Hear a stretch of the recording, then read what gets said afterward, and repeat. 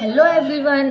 और यह है 8th क्लास की science chapter 1 crop production and management. Actually ये जो चैप्टर है ये बहुत ही लॉन्ग है, इसी वजह से मुझे इसके इतने सारे पार्ट बना बना के आप लोगों को साइन करना पड़ रहा है। तो आज का जो टॉपिक है हमारा वो है, तो पिछले वीडियो में हमने steps involve in agriculture practice पढ़ा था, जिसमें हमने preparation of soil, ploughing, selection and sowing of seeds, ये सारी चीज़ें पढ़ी थी। तो जिसमें हमने harvesting, threshing and winnowing the crops तक पढ़ लिया था। आज हम स्टोरेज ऑफ ग्रेन्स पढ़ेंगे। स्टोरेज ऑफ ग्रेन्स मतलब कि ग्रेन्स को कैसे स्टोर करके रखा जा सकता है उसके बारे में। तो सबसे पहले हम स्टोरेज के बारे में ही पढ़ते हैं। Once the grains are separate from the chaff, they need to be stored before they are made available to use and consumption। देखिए, जैसे कि हम सभी को पता होता है कि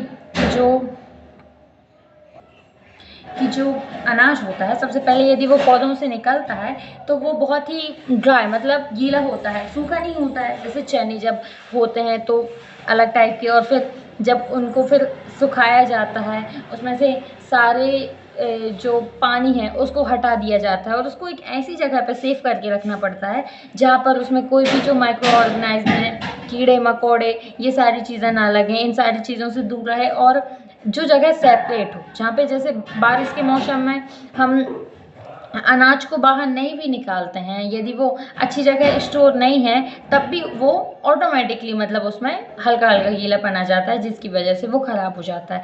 तो ये सारी चीज़ों को ध्यान में रखते हुए अनाज को स्टोर करना पड़ता है।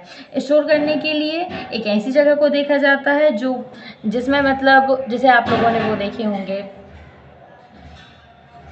गोदान वगैरह आपने देखे होंगे। तो ये जो है एकदम क्लीन होते हैं, ड्राई होते हैं, फ्री ऑफ फ्लोरेंट्स एंड इंसेक्ट, छोटे छोटे जीवों से फ्री, मतलब कि छोटे छोटे जीव उसमें नहीं होते हैं। तो ऐसी जगहों पर हमें अनाज को स्टोर करना चाहिए। अब इसके बाद biological nitrogen. Nitrogen is an essential nutrient for life and it is needed for the formation of the many biological molecules such as amino acid, proteins and nucleic acid। Nitrogen जो है एक essential nutrient होता है हमारी life के लिए, जिसके लिए बायोलॉजिकल मॉलिक्यूल्स जैसे amino acid, proteins and nucleic acid, ये सारी चीज़ों की ज़रूरत पड़ती है। नाइट्रोजन ऑक्साइड जो है यह हमारे वातावरण में नाइट्रोजन गैस की तरह, मतलब जैसे आपने हमारे एटमॉस्फेयर में नाइट्रोजन गैस होती है, वही बायोलॉजिकल नाइट्रोजन कहलाता है।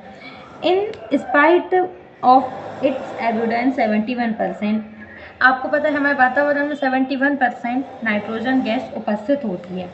नाइट्रोजन जो है वह उसके जो न्यूट्रिशन होते हैं वो लिमिटेड होते हैं, और जो कि प्लांट्स में ग्रो करते हैं, क्योंकि ज़्यादातर जो प्लांट्स होते हैं वह नाइट्रोजन गैस लेते हैं 2 फॉर्म्स से, एक तो अमोनियम आयन से और एक नाइट्रेट आयन से। ये दोनों आयन होते हैं जिससे प्लांट जो हैं वो ग्रोथिंग करने के लिए किसकी नाइट्रोजन गैस को लेते हैं। नाइट्रोजन साइकिल जो है वो नेचर साइक्लिक प्रोसेस होती है, in which atmosphere nitrogen enters the soil and becomes a part of living organism before returning to the atmosphere. मतलब कि जो ये नाइट्रोजन साइकिल और नेचर साइक्लिक प्रोसेस होती है वह उसमें नाइट्रोजन एंटर होती है मिट्टी के अंदर, जिसके द्वारा उसमें छोटे छोटे लिविंग ऑर्गेनिज्म होते हैं और वह हमारे एटमॉस्फेयर में दोबारा से रिटर्न हो जाती है। जैसे नाइट्रोजन गैस मिट्टी के अंदर गई और फिर उसके बाद उसमें छोटे छोटे न्यूट्रिशंस हो गए और फिर उसके बाद वो रिटर्न आके एटमॉस्फेयर पर आ गई। अब इसकी जो है कुछ स्टेप्स उनको हम देखेंगे। तो सबसे पहले है फिक्सेशन ऑफ एटमॉस्फेयर नाइट्रोजन। अब सबसे पहले है during lighting, atmosphere nitrogen and oxygen combine to the form nitrogen, मतलब ऑक्सीजन और नाइट्रोजन दोनों कंबाइन हो जाती हैं कौन से, नाइट्रोजन ऑक्साइड में, जो कि हाई एनर्जी इलेक्ट्रिकल डिस्चार्ज है एटमॉस्फेयर के लिए। इसके बाद ये डिसॉल्व हो जाती है बारिश में, when nutrient minerals like limestone present in soil react, मतलब कि जो न्यूट्रिएंट्स होते हैं वो मिट्टी में मिनरल्स के द्वारा रिएक्ट करते हैं, और जिसमें नाइट्रिक एसिड, सॉल्युबल नाइट्रोजन, ये सारी चीज़ें फॉर्म्ड होती हैं, which can be absorb by the plants, जो कि प्लांट्स द्वारा एब्जर्ब किया जाता है। इसके बाद है बाय नाइट्रोजन फिक्सिंग बैक्टीरिया। अब ये जो नाइट्रोजन है वो बैक्टीरिया के द्वारा कैसे फिक्स होती है। Nitrogen fixation can also accomplished by nitrogen fixing bacteria present in the root nodules. तो नाइट्रोजन फिक्सेशन जो है वो बैक्टीरिया से, जैसे कि पौधों की जो जड़ होती है, रूट, वहाँ पर जैसे लेगुमिनस प्लांट होते हैं, जैसे पीस और बीन्स के जो प्लांट्स होते हैं, इनकी जड़ों में नाइट्रोजन जो है वो बैक्टीरिया द्वारा फिक्स हो जाता है। This bacteria can convert atmosphere nitrogen directly to soluble nitrogen. मतलब कि यह जो बैक्टीरिया होता है यह डायरेक्टली उस नाइट्रोजन को कन्वर्ट करके एटमोसफेयर मतलब वातावरण में फैला देता है, वो भी कुछ नाइट्रेट्स के साथ। फिर इसके बाद नाइट्रोजन फिक्सेट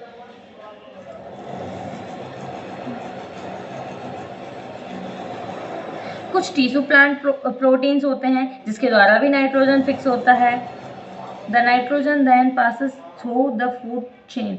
जो नाइट्रोजन है वह फूड चेन के द्वारा पास होता जाता है, एक प्लांट से हार्बीवोर्स प्लांट से कार्निवोर्स प्लांट में, मतलब कि एक प्लांट से दूसरे प्लांट में, दूसरे प्लांट से तीसरे प्लांट में, ऐसे।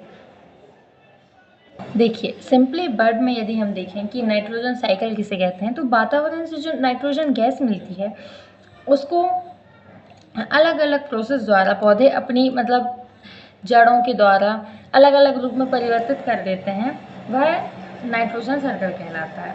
अब इसमें हम इसकी जो प्रोसेस है उसके बारे में हम पढ़ेंगे। तो सबसे पहले देखिए, तो ये है नाइट्रोजन सर्किल, आप चाहो तो गूगल में सर्च कर सकते हो, आपको मिल जाएगा। तो ये जो है, तो सबसे पहले जो पेड़ है उसकी रूट मतलब जड़ों में क्या रहते हैं, नाइट्रोजन बैक्टीरिया रहते हैं, ठीक है। फिर इनका क्या होता है, जो कि कुछ जीव में चेंज हो जाते हैं, जैसे पहले बैक्टीरिया हैं, फिर धीरे धीरे वो बड़े हो गए तो जीव बन गए। फिर इसके बाद यही जो जीव हैं ये तिक्त धातु मतलब कि अमोनियम NH4 ये बन जाते हैं, और फिर इसके बाद ये तिक्त धातु मतलब कि NH4 nitric of young bacteria में चेंजेस होके नाइट्राइटस मतलब NO2 बना लेते हैं, ठीक है। फिर इसके बाद यही जो बैक्टीरिया हैं ये NO3 मतलब नाइट्रेटस ये बना लेते हैं, और फिर ये जो NO3 है ये डीनाइट्रीफायरिंग बैक्टीरिया बनकर ऊपर आ जाती है, कहाँ, वातावरण में, जहाँ पर हमारी वायुमंडलीय नाइट्रोजन होती है। जैसे बैक्टीरिया उड़ते हैं हमें दिखाई देते हैं क्या, नहीं देते, तो यही जो है वो वातावरण की नाइट्रोजन में आ जाते हैं। ये देखिए आपको ऐसा क्लियरली समझ में आएगा कैसे वातावरण की नाइट्रोजन मतलब वायुमंडलीय नाइट्रोजन होती है। सबसे पहले वो पेड़ों की जड़ों में जो नाइट्रोजन बैक्टीरिया होते हैं वहाँ पर होती है। इसके बाद ये अपघटन जीव मतलब कि छोटे छोटे जीव, ये पूरा जो है ये मिट्टी के अंदर ही होता है, मतलब पौधा जो है उसकी जड़ कहाँ होती है, मिट्टी के अंदर। तो सारा जो नाइट्रोजन सर्कल होता है ना ये सारा मिट्टी के अंदर ही होता है। तो सबसे पहले ये जो बैक्टीरिया हैं ये जीवों में परिवर्तित होते हैं, ये चीज़ जो छोटे छोटे पौधों की जड़ से होती है ये पौधों की जड़ से भी होती है। फिर इसके बाद ये अमोनियम NH4 बनाते हैं, अमोनियम से NO2 नाइट्राइटस बनता है, फिर नाइट्रेटस बनता है NO3। फिर इसके बाद ये बैक्टीरिया पुनः से वातावरण में चल जाते हैं। तो ये जो है ये एक सर्कल की तरह काम कर रहा है। देखिए यहाँ से गैस गई, फिर ऐसे बैक्टीरिया निकले, फिर यहाँ से NO2 बना, फिर यहाँ से, फिर इसके बाद फिर पुनः ऐसे होता है। तो ये जो है ये नाइट्रोजन सर्कल कहलाता है। अब समझ में आया नाइट्रोजन सर्कल किसे कहते हैं। जैसे सबसे पहले NH4 बनाती है, फिर NO2 बनाती है, फिर NO3 बनाती है, फिर इसके बाद पुनः, तो यही जो सर्कल है ये नाइट्रोजन साइकिल कहलाता है। बुक में जो चित्र है ना उसको देख के कन्फ्यूज मत होइएगा, क्योंकि ये जो प्रोसेस होती है ये सेम ही होती है, उसमें बिजली बादल वगैरह बने हुए हैं तो वो ये है कि वातावरण की जो नाइट्रोजन है उसका कैसे मतलब यूज़ होता है उसके बारे में दिया है। इसके बाद the nitrogen then passes through the food chain from the plants herbivores to carnivores, मतलब कि जो नाइट्रोजन है वह कैसे एक फूड चेन बना लेती है हार्बिवोर्स प्लांट से कार्निवोर्स प्लांट के पास जाने से, मतलब कि यह एक दूसरे की जगह आएंगे तो इससे एक चेन बनेगी। जैसे हम किसी और की जगह जाते हैं फिर वो किसी और की जगह जाता है, जैसे जानवर एक दूसरे को खाते हैं तो एक फूड चेन बनती है, तो वही चेन यहाँ पर बनती है लेकिन ये प्लांट्स में बनती है। When the plants and animals die, कुछ समय बाद प्लांट्स और एनिमल्स जो होते हैं वो मर जाते हैं। The nitrogenous compound present in the them decomposed into ammonia and ammonia compounds. जो ये प्लांट्स और एनिमल्स जब मर जाते हैं इसके बाद ये डिकम्पोज्ड होते हैं, मतलब कि इनमें छोटे छोटे, जैसे आप लोगों ने देखा होगा पौधे वगैरह पत्तियां वगैरह टूट जाती हैं, गिर जाती हैं ज़मीन पे, तो उसमें छोटे छोटे कीड़े लग जाते हैं, फिर वो कीड़े उनको पत्तियों को खा लेते हैं, तो वो डिकम्पोज हो गया। Some of these compounds are taken up by plants and the rest are covered into the nitrous by nitrifying bacteria present in soil. मिट्टी में कुछ ऐसे बैक्टीरिया रहते हैं जो कंपाउंड्स मतलब प्लांट्स के कंपाउंड से मिलके नाइट्रस बनाते हैं। The nitrates can absorb by plants और covered to free nitrogen by denitrifying bacteria and return to the atmosphere, मतलब कि जब, जैसे कि मैंने आपको नाइट्रोजन सर्कल में बताया था कि यह एक सर्कल की तरह आता है और कम बैक हो जाता है फिर से, मतलब जो बैक्टीरिया होते हैं वो वातावरण में आ जाते हैं नाइट्रोजन के रूप में वातावरण में शामिल हो जाते हैं, तो ये एक सर्कल टाइप से होता है। तो वही चीज़ की नाइट्रोजन पहले डिकम्पोज होती है, मतलब बहुत सी अमोनियम NH4 NH1 इन सारी चीज़ों में, सॉरी NO2 इन सारी चीज़ों में कन्वर्ट होती है और फिर उसके बाद दोबारा से वातावरण में आ जाती है। तो अब इसके बाद है एनिमल हस्बेंड्री, जो हम अपने नेक्स्ट वीडियो में पढ़ेंगे। एक्चुअली वीडियोस बहुत लॉन्ग हो रहे हैं क्योंकि थोड़ा सा डिफाइन करने में टाइम लग रहा है, इसीलिए।